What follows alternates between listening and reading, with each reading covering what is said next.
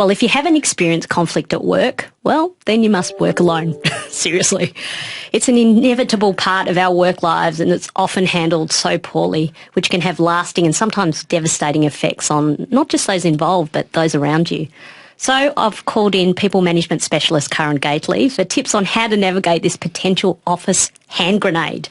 Karen worked in HR for 20 years in some of the world's largest companies, including the Vanguard Group, so there isn't much she hasn't seen. So give us an example of a situation that was dealt badly and what to do. The one example that's clear in my mind is, two parties with, their own views of the way things should be, their own frustrations rising, not talking about it, not connecting with one another and trying to understand and work through it. And that particular conflict escalated to the two of them standing in the middle of the office, yelling and screaming at each other, and, the language was flying, the accusations were flying.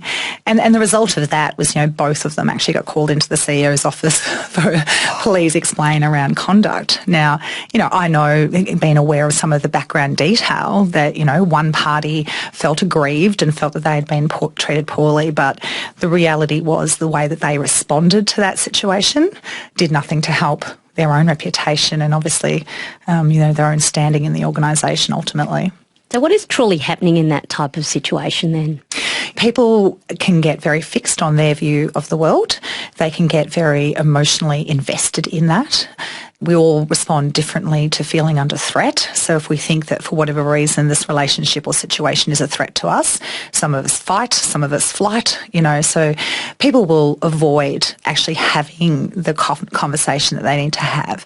So by the time it actually does happen, everyone's so heightened in terms of their sensitivities, frustrations and emotions that people struggle to communicate constructively and to actually be pragmatic, be solutions focused in that moment. What it became was a blame game. It was a whole bunch of accusations as to why the other person was the issue. So what can we do a little bit earlier then, Karen? Oh, yeah, a lot earlier, exactly. When we have conversations that are honest but respectful, when we communicate in ways that help people to understand how we're feeling, but we're delivering that with respect and sensitivity, then we're giving both of us the opportunity to actually work through those points of difference and to actually have empathy for one another's circumstances.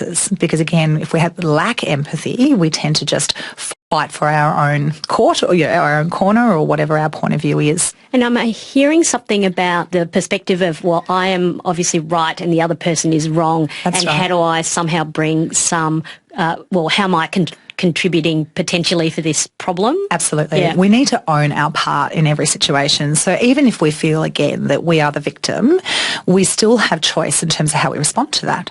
So if we've been offended or, whatever it might be, we still have the choice to then have a mature conversation about why it made us feel the way that we did.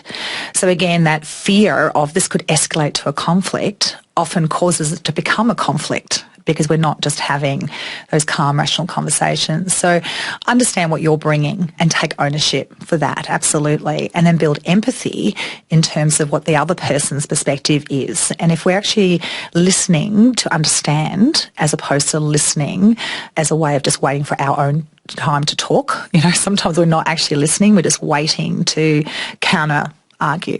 So again, when we're in conversations, to deeply listen and actually understand where that person's coming from is important. Do you have a practical mantra or a tip for how you try and get yourself ready for to try and fix this conflict? That you're actually being in service to yourself and to the other individual and the ability to have a great relationship.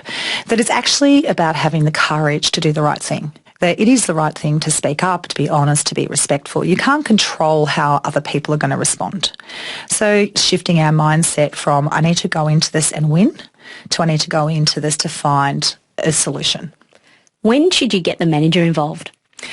You should get the manager involved at the point at which you need help, and because sometimes that conflict can be incredibly difficult to face, and if we're constantly avoiding it, you don't need to go to the manager and make a complaint per se. You can start with, I need some guidance, I need some advice on how to deal with this issue. But there's absolutely no doubt that if you have an issue with your colleague and the first time they ever hear about it is from the boss, they're not going to be happy. Most human beings are going to feel a sense of betrayal in that moment. So again, depending on the circumstances, if you are being bullied and you've tried to speak up and that hasn't worked, then clearly you go straight to the boss and that needs to be sorted out. But if it's anything less than that, then, I think giving the individual the opportunity to hear it from you is important. Yeah, because can it make it worse going to the manager? Yeah, it can in that circumstance when people feel betrayed. But again, I wouldn't want people to hesitate to go and get advice from the manager if that's going to help. Managers need to be responsible then and let people sort their own stuff out. But, if your manager is operating as your coach, I see no reason why you can't go to them and say, hey, I'm kind of missing a bit here with, this particular team member. I'm not sure what I'm bringing to it. Do you have any guidance on how to handle this? That's a positive conversation to be having. But if you're going there and saying, I want you to get involved and sort out this issue and the other person doesn't know, that's just going to heighten it. So as an HR person, when should we get HR involved, Karen? HR might be the right people to go and get that advice early. If you have trusting relationships with HR, if you have skilled HR people that are good at giving counsel around these issues, then absolutely tap into them like they're a tool in the toolkit that can help you to get the job done properly. And obviously you need to use your judgment. If you're going to HR to make a formal complaint, then again, it's most likely in most circumstances going to be more useful if you've taken some steps before that formal step. Does it turn into an obligation of the HR person if you do raise, look, there's a conflict here, do they suddenly have to escalate and tell everyone? No, I think that is an incredibly important part of what HR people need to learn to do well. Is how do I be that confidential advisor? How do I keep this between you and I so I can help you to work through this? Now, where it does become an obligation is when HR has a genuinely held belief that there is health and safety risks involved. So bullying, for example, some HR people will stay close to the situation while the person tries to deal with it personally, but will be very quick to then step in if that isn't resolved because, again, it is a lawful requirement that employers create a safe and healthy workplace environment. And if you're the manager in this situation, what is best to do? Be empathetic and acknowledge that conflicts happen, personality differences happen, things come up, but set a baseline expectation that every single member of the team is working toward having collaborative, healthy relationships. We don't all have to be best friends. We don't all have to hang out at the pub together at the end of the work week, but we do need to maintain a respectful mindset, but also having the courage and ownership to actually sort through the issue. And so should the manager encourage the two in conflict to have that conversation together, and should the manager be present? Depending on whether or not they are confident that people can handle that well. So giving coaching advice to each of the parties about, I want you guys to have a conversation, I want you to have a go at sorting this out, this is how I recommend you think about it. If you've got good insight to the characters involved, you should be able to give them some good advice around how to approach it. If it's at the point where the relationship is so broken down and there is no emotional intelligence in this room and nobody's going to be able to deal with this well, then yes, you may actually need to, mediate that conversation. And again, in doing that, you need to be very clear about why are we here. We're not here to apportion blame. We're here to work out how we move forward and how we ensure that you guys are able to work together in a way that's healthy for you and the rest of the team. And isn't the danger here for the manager to not be carrying the water, so not doing the hard work of those two? Absolutely. It's about being a facilitator. You can't fix someone's relationship for them. You can only hold up the mirror of truth and say, this is what I'm observing, this is, what needs to be resolved. You can certainly facilitate if people are getting emotional in the moment, encouraging, okay, let's just take a breath, just take a step back, but you can't fix it for them. They've got to have the conversation.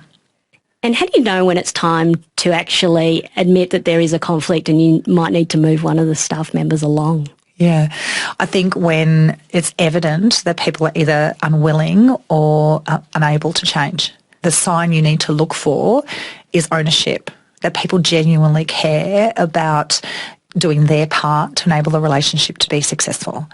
And if you've had plenty of coaching conversations, you've encouraged, you've supported, you've guided them how to take the steps they need to, and they're just not willing to sign up, then ultimately you need to make that tough call that if this person's going to continue to undermine our culture, our engagement, and bring feisty, aggressive, non-constructive behaviours in the workplace, then they can't be here. Thank you so much, Karen. Thank you. That was Karen Gately, long-time leadership and people management specialist.